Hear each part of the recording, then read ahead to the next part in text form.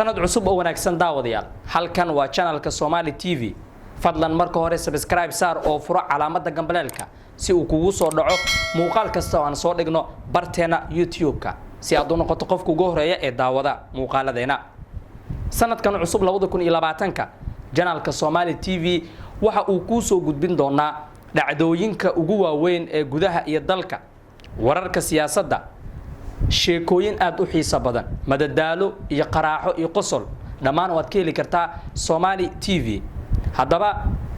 sanadkan cusub sida uu cusub yahay ayuuna YouTube-kan uu cusub yahay fadlan subscribe saar like share iyo comment haddii aad doonayso inaad saaxiib la noqoto Somali TV fadlan subscribe saar oo furo calaamada gambaleelka si uu kugu soo dhaco muuqaaladeena waad ku mahadsantihiin daawashada muuqaalkan